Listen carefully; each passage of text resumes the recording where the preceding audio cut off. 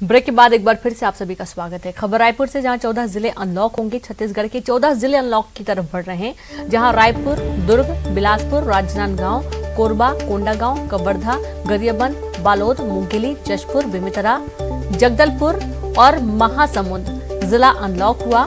Corona संक्रमण दर में कमी आने पर यह फैसला लिया गया। आप देखिए, जहां जहां पर कोरोना संक्रमण के मामले बहुत कम हो रहे हैं, वहां पर यह फैसला लिया जा रहा है, अनलॉक किया जा रहा है। जिला कलेक्टरों को निर्देशित किया गया है कि आप अपने जिलों की स्थिति के हिसाब से अनलॉक कर सकते हैं और इस दौरान भी कुछ गाइडलाइंस है जिनको पालन किया जा रहा है, जैसा कि कम संख्या में दुकानें खुलेंगी, बाजारों में भीड़ न इकट्ठी हो, मॉल्स, शॉपिंग मॉल्स, दुकानें वगैरह भी, जो बड़े थिएटर वगैरह हैं वो बंद रहेंगे जहां पर ज्यादा भीड़ होती है।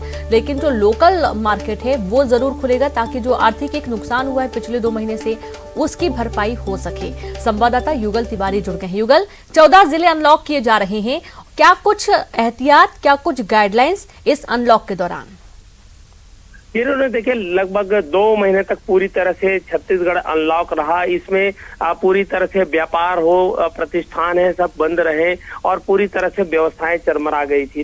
लेकिन कोविड जो गाइडलाइन है उस हिसाब से कोरोना संक्रमण के चेन को खत्म करना था और ये कारगर भी साबित हुआ कहा जा सकता है। अब जिन 14 जिलों को अनलॉक किया गया है, उन जिलों में कोरोना का संक्रमण है वो 8% से भी कम हो गया था। एक वक्त ऐसा था जब लगभग 200 से 250 लोगों की प्रतिदिन मौत होती थी और मौत के आंकड़ों में भी कमी आई है। साथ ही साथ जो कोरोना संक्रमित मरीज हैं उनकी संख्या में भी कमी आई है। तो उस हिसाब से राज्य सरकार ने जो आदेश दिए थे कि स्थिति को देखते हुए जिलों को अनलॉक किया जा सकता है और इसके लिए कलेक्टर को जो है आदेश दिए गए थे। तो जहां जहां कोरोना संक्रमण कम हुआ है उस पर लगाम लगा है, उन जिलों को अनलॉक किया गया है। 14 ऐसे जिले हैं जो अब तक अनलॉक हो चुके हैं और हो सकता है कि और भी संक्रमण की जो दर है वो कम हो, तो और भी जिले हैं जो अनलॉक की दिशा में एक एक करके आगे बढ़ेंगे। लेकिन अभी भी जो गाइडलाइन है, कोविड गाइडलाइन के नियमों को पालन करना होगा, मास्क लगाना अनिवार्य होगा, भीड़ भाड़ नहीं करना होगा और इसके साथ ही साथ जो है दुकान है या शासकीय जो दफ्तर है उसमें जो है 50% जो कर्मचारियों की उपस्थिति साथ खोलेंगे। तमाम गाइडलाइन जारी किए गए हैं। अगर अब कोरोना संक्रमण के चेन को रोकना होगा तो आदमी जो है, आम व्यक्ति को, आम जनता को स्वतः इस नियम का पालन करना होगा। कहीं ऐसा ना हो रीनू की ढिलाई में लोग लापरवाही बरते और फिर हम एक बार जो है लॉकडाउन की स्थिति की ओर आगे बढ़े। तो उसके मद्देनजर अब बेहतर होगा कि जो कोविड गाइडलाइन है उसका पालन हर कोई करे। जी रीनू। जी बिल्कुल, शुक्रिया आपका युगल जानकारी के लिए। तो ये बहुत ही महत्वपूर्ण है कि जो गाइडलाइन है उसका पालन किया जाना चाहिए, क्योंकि लापरवाही यदि आप करते तो जाहिर सी बात है आपको ही नुकसान इसका उठाना पड़ेगा। खबर बुरहानपुर के चांदनी रेलवे स्टेशन पर बड़ा हादसा हुआ। स्टेशन में नए बने भवन का एक हिस्सा गिर गया और हादसे में किसी तरह की कोई जनहानि नहीं हुई। घटना की सूचना मिलते ही रेलवे के अधिकारी मौके पर पहुंचे और हादसे की जांच में जुट गए। बताया जा रहा है कि पुष्पक एक्सप्रेस ट्रेन 110 किलोमीटर की रफ्तार से गुजर रही थी और इस दौरान नया बना भवन गिर गया। इस भवन को साल 2007 में बनाया गया था। भवन का मलबा पटरी पर भी बिखर गया और इस वजह से ट्रेन को रोका गया और ट्रेन तकरीबन 1 घंटे तक खड़ी रही। बाद में मलबा को हटाने के बाद ट्रेनों का परिचालन शुरू किया गया।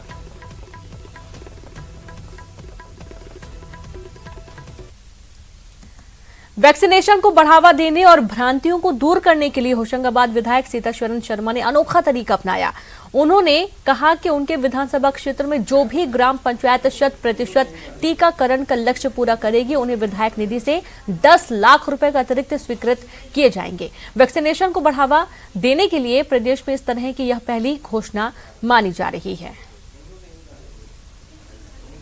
क्षेत्र में अभी वैक्सीनेशन की जो गति है वो स्लो है, कम है और इसलिए उसको प्रमोट करना भी आवश्यक है।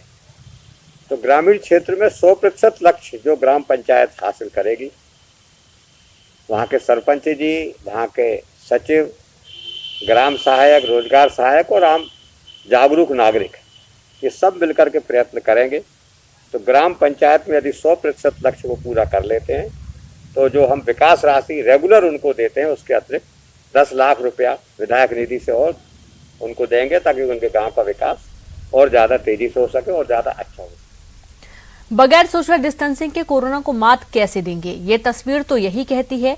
मंडला जिले के अनलॉक होने से पहले ही सब्जी मंडी में जमकर भीड़ उमड़ी, वह भी तब जब संक्रमित मरीजों का आंकड़ा भी नाम मात्र का कम हुआ है।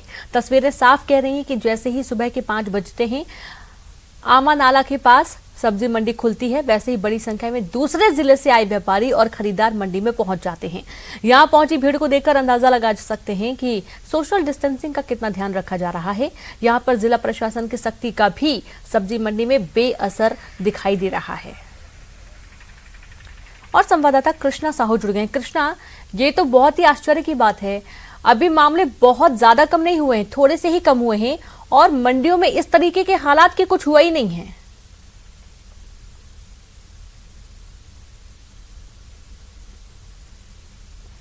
तो प्रशासन की सख्ती का कोई असर यहां नजर नहीं आ रहा है। आप देखिए कितनी बड़ी लापरवाही है।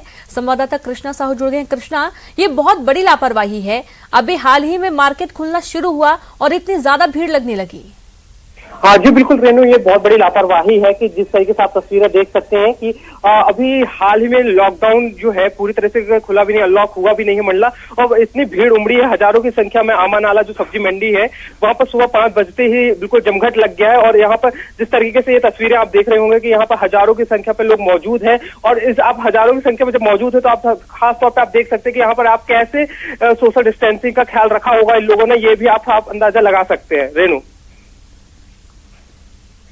जी बिल्कुल, शुक्रिया आपका कृष्णा जानकारी के लिए। तो इतनी ज्यादा भीड़ यदि लगेगी तो जाहिर सी बात है कि संक्रमण का डर बना रहेगा और हो सकता है कि प्रशासन को फिर से लॉकडाउन लगाना पड़े, क्योंकि पहले ही दिशा निर्देश दिए जा चुके हैं जिला कलेक्टरों को कि यदि आपके जिले में कोरोना के मामले बढ़ रहे हैं तो आप उस पर लॉकडाउन लगा सकते हैं। अनलॉक तभी करें जब मामले काबू में रहें। इसी के साथ इस बुलेटिन में इतना ही। नमस्कार।